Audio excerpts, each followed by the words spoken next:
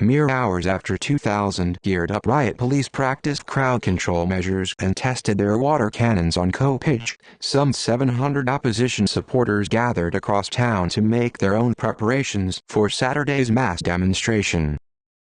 With role-play the order of the day at the Cambodia National Rescue Party-run practice rally, it was a somewhat less disciplined affair than the early morning display in Gem Karman district.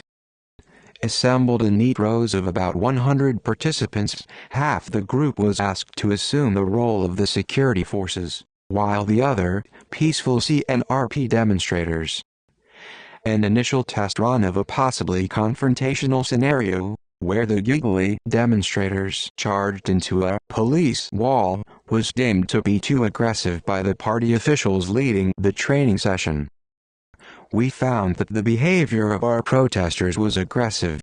We have to know how to calm our feelings and not push the riot police, CNRP lawmaker Ho Van told the crowd through a loudspeaker. Our aim is to hold a peaceful demonstration, so we have to be more patient and create more dialogue with the police. Lieutenant General Chon So Van, chief of the Phnom Penh Municipal Police, told reporters yesterday that the Kopij training session was designed to ensure safety and was not a sign that there would be a crackdown on peaceful demonstrators. The police have been provided with additional training today on how to maintain and protect security, safety and public order for the city as the CNRP holds a massive demonstration, he said. It is the right of the people, if the law allows them, to hold peaceful demonstrations. Therefore, we have an obligation to ensure safety for them and protect them from outside disturbances. So Van added that the CNRP would be held responsible for any violence caused by the protesters. I think it would be dangerous if someone hidden among the demonstrators set up an explosive to use against our forces, he said. Although the opposition's training session yesterday was light on specific techniques or instructions on how to respond to an outbreak of violence, the party also released a code of ethics yesterday as a guide on how to demonstrate. Included in the 17 points are warnings about avoiding language that could lead to either racial incitement or incitement to violence, an order for protesters not to bring any weapons or objects that could be used to cause harm, as well as a ban on alcohol. The Cambodia National Rescue Party will absolutely not take any responsibility for protesters who do not respect the code of ethics. Individual protesters have to take responsibility for any personal act that goes against the law, the statement says. CNRP spokesman Yum So Van said the first practice demonstration, a second is to be held on September 5, was designed to teach protesters how to stay calm. It's about how to be peaceful, how to behave normally and how to deal with the situation. We need to keep our minds quiet and patient in case there is violence, he said. The attendees were recruited via Facebook and the Phnom Penh municipality sanctioned the training session, So Van said.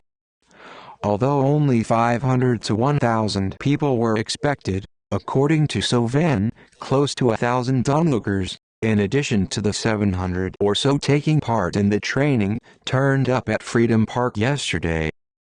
Following suggestions from the ruling party last week that the planned demonstration is disguised as being against election irregularities but could perhaps be designed to oust the government, the CNRP sought to clarify its position over the weekend.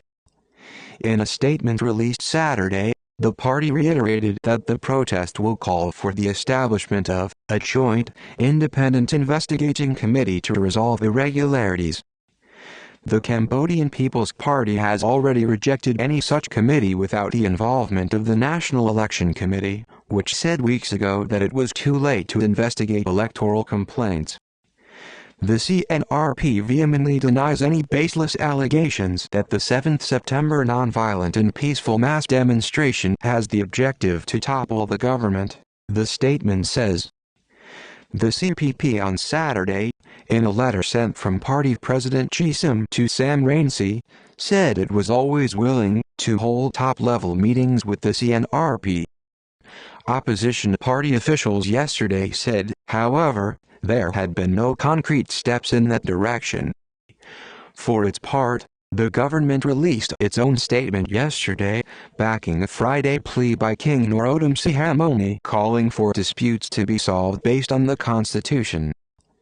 It also issued a series of appeals that included asking all foreigners living in the kingdom to keep away from election protests and for all media, including social media, to avoid sharing false, exaggerated, frightening, inciting and instigating news. In a sign that the warning to foreigners has gained traction in some quarters, the British government has advised its citizens to avoid Saturday's demonstration. The government's statement also issued a clear message to the armed forces, asking them to uphold the highest standard of morality, virtue, patience in dealing with protesters, while avoiding violence at all costs. Chennai, a 29-year-old who attended the CNRP's training session yesterday, said that she won't be scared come Saturday. I have to be patient for the peaceful demonstration and I have to be calm. But if the police fight me, I will fight back for the CNRP, she said. Chila, a young monk who said he wants the demonstration to follow the philosophy of Mahatma Gandhi, was more contemplative on how he would respond. If a policeman hits me, I will just sit down. I will never run away, he said.